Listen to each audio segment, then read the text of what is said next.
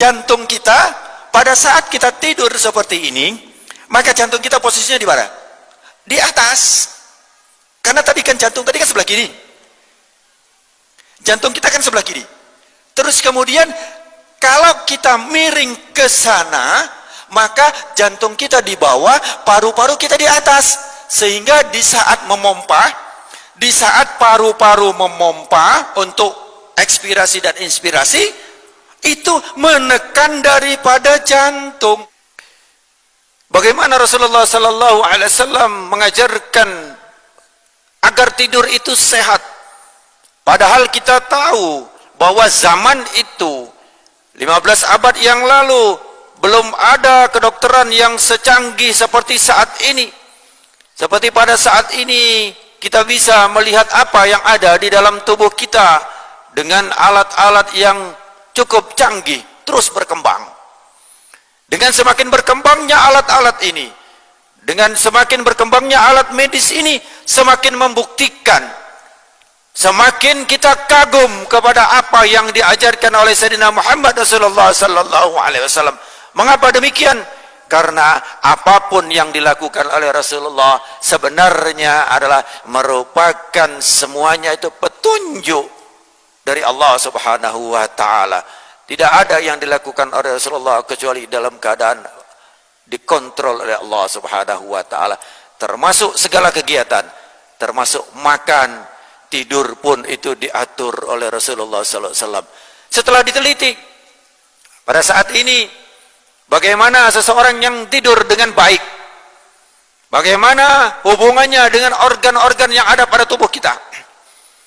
Rasulullah sallallahu alaihi wasallam dalam satu hadis dia menyampaikan bahwa berbaringlah di atas rusuk sebelah kananmu. Apa hikmah di balik itu? Sampaikan oleh hadis riwayat Bukhari nomor 247 dan Imam Muslim nomor 2710. Ini beliau melakukan tidur dengan cara rusuk sebelah kanan berada di bawah. Sebelum kita praktekkan bagaimana cara tidur Rasulullah, insya Allah saya akan praktekkan di sini bagaimana tidur beliau. Jadi posisi kita di saat tidur adalah ini harusnya ngadep ke sana ya, harusnya ngadep ke kiblat. Ya, tapi karena saya harus ke sana, ya, sebenarnya ngapunten, saya terbalik dulu sebentar. Karena sananya kiblat ya, berarti harusnya begini. Harusnya ke sana, tapi untuk menjelaskan saya ngadep ke sana. Ya.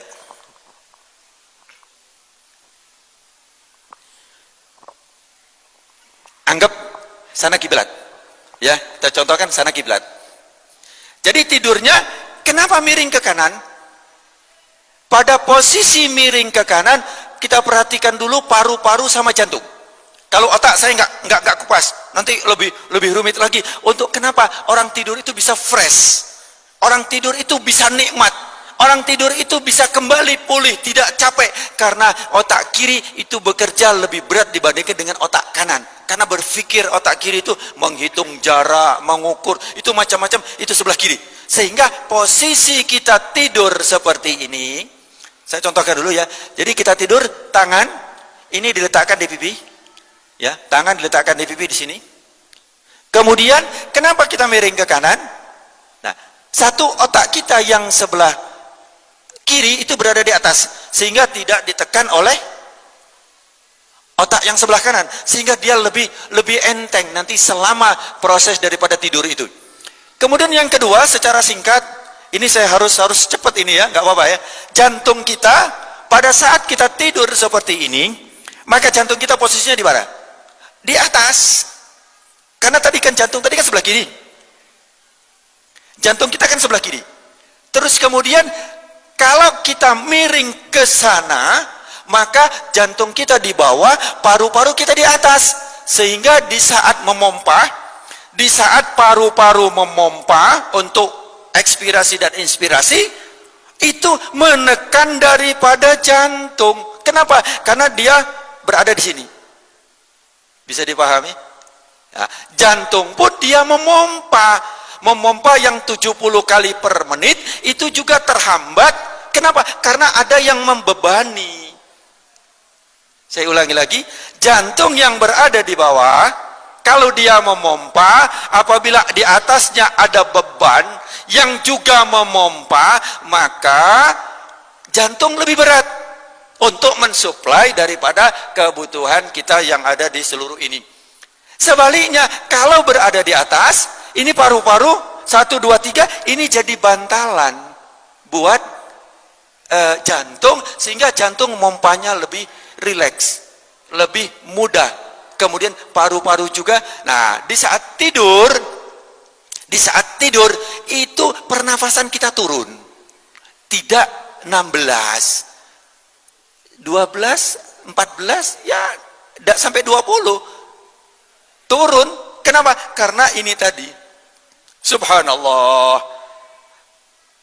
Rasulullah ajarkan seperti ini, padahal Rasulullah tidak mengenal anatomi. Tetapi kenapa? Itu sangat istimewa.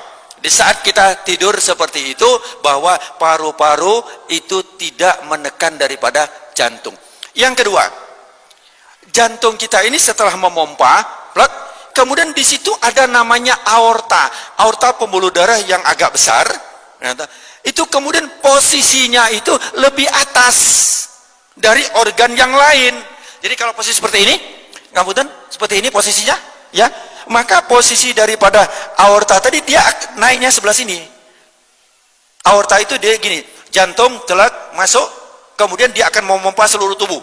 Nah, ini posisinya berada di atas. Kalau berada di atas, sehingga dengan gaya gravitasi cairan itu mudah disebarkan seluruh tubuh, sehingga kita mudah sekali hilang rasa capek di saat kita tidur. Dan juga pembuangan dan pembersihan daripada di saat tidur itu adalah membersihkan racun. Racun-racun itu dibersihkan di saat kita tidur. Allah subhanahu wa ta'ala membuat mekanisme itu. Kenapa kita ngantuk, kenapa kita tidur, itu adalah sebenarnya karena Allah sayang sama kita, agar tubuh kita itu tetap dalam keadaan kondisi yang betul-betul prima, betul-betul istimewa. Tidur berapa jam? Nah, ini banyak teori yang mengatakan 8 jam. Sebenarnya bukan 8 jam. Kalau bisa 6 sampai 7 jam. Sedikit saya lanjut. Rasulullah tidurnya tidak malam. Ya, jangan kira-kira jam 9 atau habis sisa sebentar. Ya, habis sisa sebentar. Beliau tidur, kemudian bangunnya bukan subuh. Bangunnya dia lebih cepat, sepertiga malam. Ini beliau bangun. Inilah yang dilakukan oleh Rasulullah sallallahu alaihi wasallam. Jadi kita sekarang digeser, maaf, banyak tayangan TV, banyak ini, itu bergeser tidurnya. Kalau enggak jam 11 tidur, akhirnya bangunnya ya azan subuh. Nah, itu. Jadi, nah, kenapa? Karena apabila sudah datangnya gelap, maka Allah berikan itu kesempatan kita untuk istirahat, untuk istirahatkan tubuh kita. Saya kembali sedikit. Jadi di saat kita seperti ini tadi, nah ini sedikit aja, kurang 2 menit. Di saat kita tidur ini, kaki kita jangan lurus. Kaki kita jangan lurus.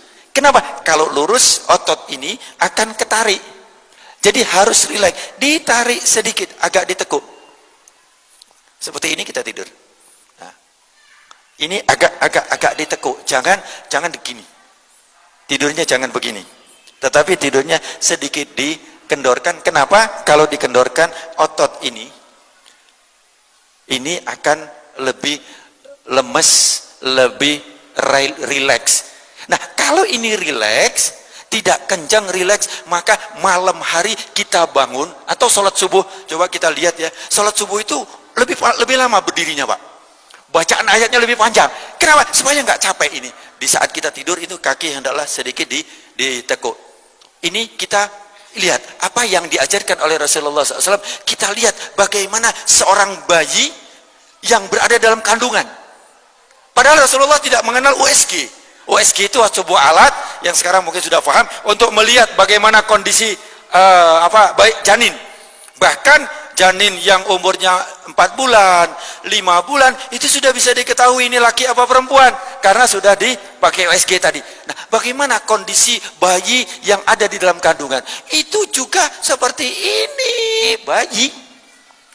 Bukan lurus, seperti ini yang ada di bayi. Jadi kalau mau kita kembali kepada apa yang diajarkan oleh Rasulullah SAW, itu sudah Allah ajarkan di saat kita tidur di dalam kandungan ibu kita.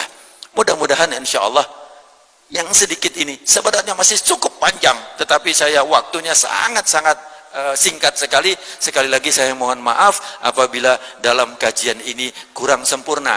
Karena apa? Masih banyak sekali saya belum menceritakan bagaimana kondisi mulut, kondisi hidung. Orang yang tidur telentang boleh saja, ya toh, tetapi biasanya di saat tidur telentang maka mulutnya terbuka, sering terbuka. Tapi kalau tidur miring mulutnya nggak terbuka. Jadi kalau kita tidur telentang begini, telentang begini, maka mulut kita terbuka, sehingga pernafasan tidak melalui hidung, pernapasan melalui mulut. Kalau pernapasan melalui mulut, maka mulut kita akan kering, bakteri masuk. Kita harus tahu berapa jumlah bakteri yang akan masuk ke dalam hidung kita per hari. 40 miliar yang masuk partikel ke dalam hidung kita. Allah Subhanahu wa taala siapkan bulu hidung. Allah Subhanahu wa taala siapkan lendir yang ada di sini. Allah Subhanahu wa taala siapkan tonjolan-tonjolan yang ada di hidung. Allah persiapkan di dalam sini ada sebuah kipas yang untuk membersihkan, di mana kecepatan daripada kipas ini 20 kali per detik. Subhanallah. Maha suci engkau ya Allah. Subhanallah, subhanallah, subhanallah. Sehingga kita diajarkan oleh Rasulullah SAW, di saat kita setelah sholat jangan lupa bertasbih dengan mengucapkan subhanallah. Tapi jangan cepat-cepat. Kadang-kadang cepat-cepat maca subhanallah itu pelan-pelan saja, tetapi yang berkualitas. Subhanallah, subhanallah, subhanallah. Mudah-mudahan insya Allah ini yang bisa saya sampaikan, mudah-mudahan bermanfaat buat kita semua. Amin Allahumma amin. Al-Fatihah.